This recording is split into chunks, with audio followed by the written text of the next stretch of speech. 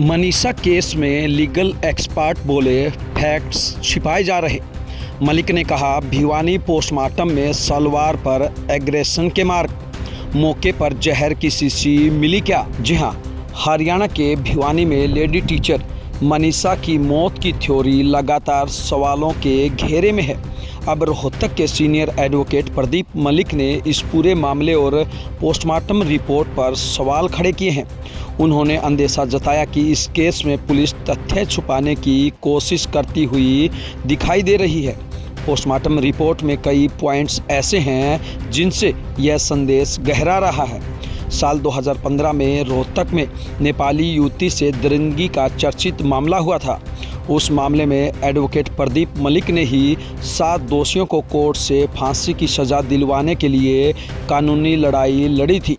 प्रदीप मलिक ने मंगलवार को मनीषा के पोस्टमार्टम रिपोर्ट का एक अंश डालते हुए सोशल मीडिया पर पोस्ट किया।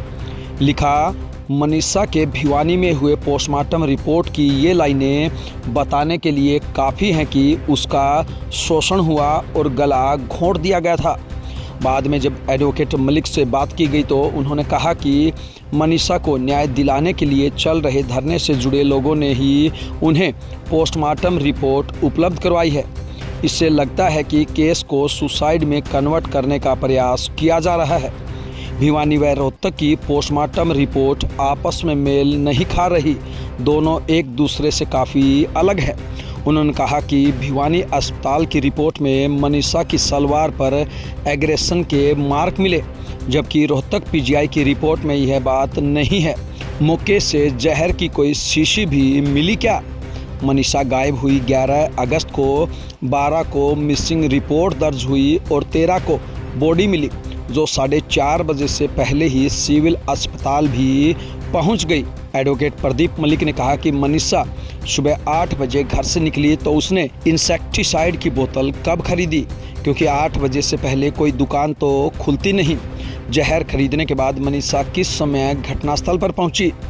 शव इतनी जल्दी कैसे डिकम्पोज हो गया, जिस लेवल का पुलिस बता रही है, क्योंकि उसके लिए तो काफ़ी समय लगता है।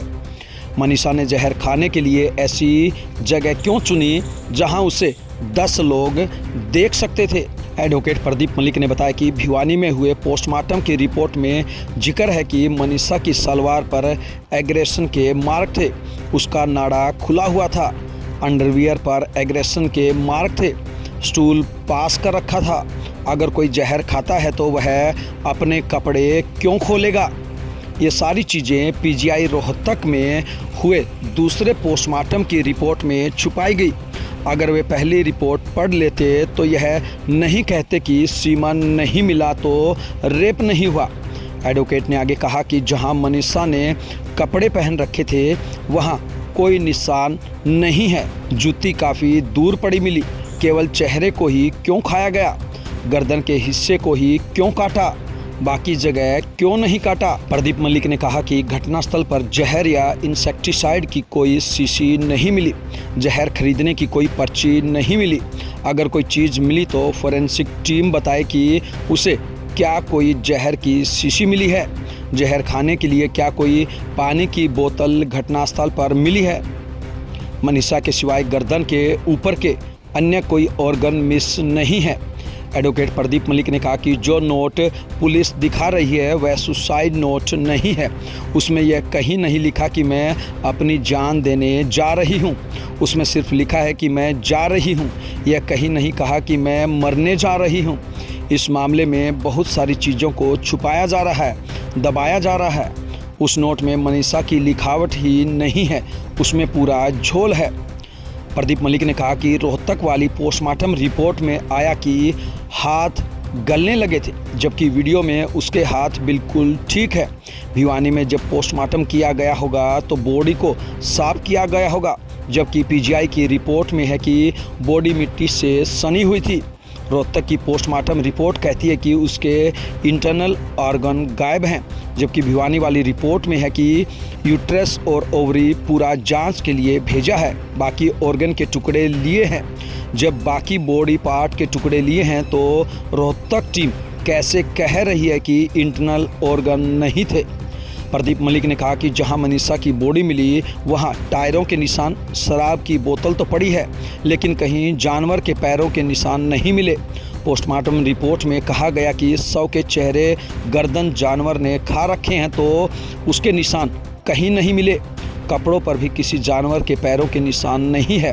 इससे अंदेशा होता है कि तथ्य छिपाए जा रहे हैं। बता दें कि 13 अगस्त को मनीषा का शव मिलने के बाद पहले भिवानी में सरकारी चिकित्सकों के पैनल ने पोस्टमार्टम किया था। परिजन संतुष्ट नहीं हुए तो दोबारा पीजीआई रोहतक में डॉक्टरों के पैनल ने पोस्टमार्टम किया। तब सामने आया कि शव के इंटरनल ऑर्गन तो भिवानी के मेडिकल बोर्ड ने ही पहले ही निकालकर फोरेंसिक साइंस लैब में भेज दिए थे। तब पीजीआई के पैनल ने इंटरनल ऑर्गन पर भिवानी के पैनल के ओपिनियन मांगे, साथ ही फोरेंसिक लैब की रिपोर्ट और मनीषा के शव पर पड़े कपड़े जांच के लिए मांगे थे। हम आपको बता दें कि एडवोकेट प्रदीप मलिक वही शख्स है जिन्होंने 2015 में नेपाली युवती दुराचार हत्याकांड में आरोपियों को फांसी की सज़ा दिलवाई थी। हालांकि पूरे मामले में सच्चाई क्या है ये तो आने वाला समय ही बताएगा। बहरहाल सरकार ने परिजनों व ग्रामीणों की मांग पर सीबीआई जांच करवाने की मांग को स्वीकार कर लिया है और अब कभी भी धरना समाप्त हो सकता है। ब्यूरो रिपोर्ट, बिंदास हरियाणा।